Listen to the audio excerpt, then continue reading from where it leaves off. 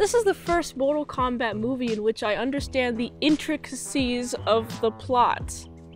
Isn't that insane? I'm inside and I saw Mortal Kombat Legend, Scorpion's Revenge. It is directed by Ethan Spalding, written by Jeremy Adams. If you haven't seen this movie, I will spoil it for you.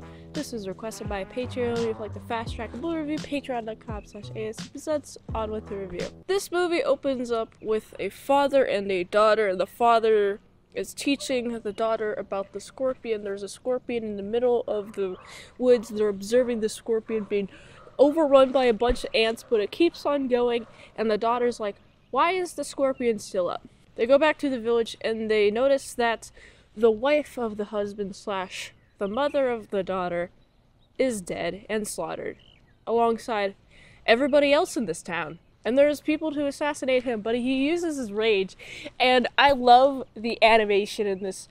It's so fluid, so dynamic. And of course it's Mortal Kombat, so there's gore, but I think the blood, the way to describe it, it's kind of not multicolored like how normal blood is, so it's not super realistic blood, but you still have like the drawings of the people getting freaking shattered. It's not realistic gore, but it's still gore, and it's done in such a way that I'm like, this is awesome. And guess who it is? Sub-Zero done did a murder. So of course he's honing his rage. Rah! You took my family away from me!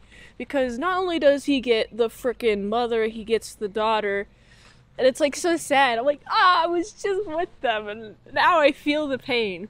And I feel the rage which Scorpion does everything that he does. But he does seek out Sub-Zero, and he does impale Sub-Zero on a pike.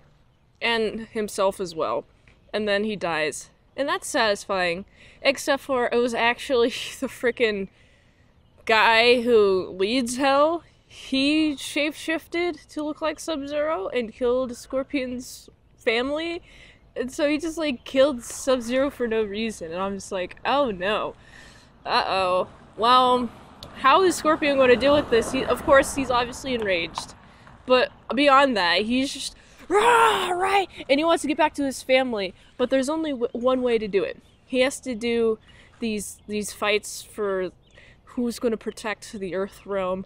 So you got a few people from like several realms. You got a person from Earth realm, and then you got a Nether realm man, and that's Scorpion. So I understand his reason to be existed, his reason to be going on.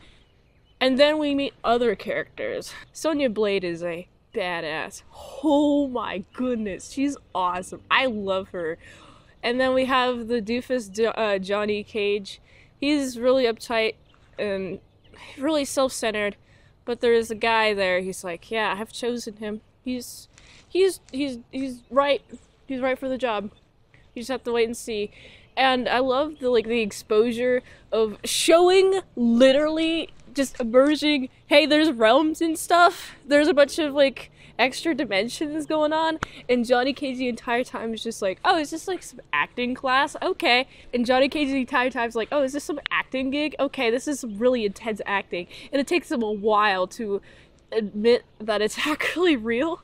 There's actual consequences going on. There's like people's arms being ripped off. It's pretty freaking insane. There's many a time where Sonya is like, come on, Johnny Cage. And he just gets kicked in the balls several times until we get to the point where Johnny Cage busts out of nowhere. He's finally got the strength to battle on.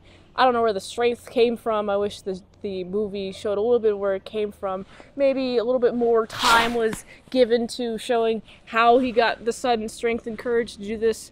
But I think it's after the moment in which he realizes it's a real thing, and then he takes it more seriously. Scorpion dies, and I'm like, wait, you built up Scorpion, and then now he's like dead? Oh no! And then he's shown to not be dead. And it's like, okay, cool. So he's going to live now, right? No, actually.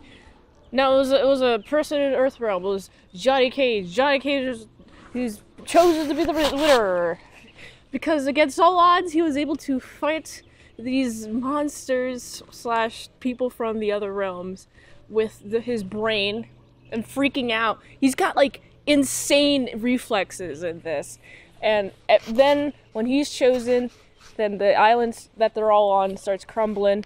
And I like how Scorpion has like a fight to the death with his enemy, and he kills that guy. It's awesome. This ends with Johnny Cage not dying, Sonya still living, and I feel bad for Pax because he got his arms ripped off. Well, at least he's alive though, so that's cool. What do you think of this film? I thought it was really cool. I thought the colors were awesome. The animation was so slick and smooth and amazing, and the character designs were great, and the characters, they're just so lively with full of energy. I really enjoyed this. I was smiling and glued to the screen the entire time watching this film. I was like, oh my goodness, this is great. I'm enjoying this. This is a really fun time. If you enjoy Mortal Kombat, you should check this out. Even if you don't enjoy Mortal Kombat, you should check this out if you like, I don't know, something with dimensions, you know, fantasy stuff. If you're into that sort of thing, magic, all the fun jazz. If you enjoy that, you should watch this movie. If you like animated films, you should watch this film. So I gotta give this one. This is really strong and solid, and I was surprised at the quality of it. I'll have to give it an 8 out of 10. If you like this review, watch another one the platform really likes that. If I haven't reviewed on the channel, there's a chance I haven't seen it at all, so get the Patreon request at patreon.com/ASEPresents for one movie review per 1 month. Also support the daily grindiness for autisticblues.com. See you there. And until next time, in South, I'll see you later, my soccer thuds, big a bit. Alright, I'm gonna go fight some guys.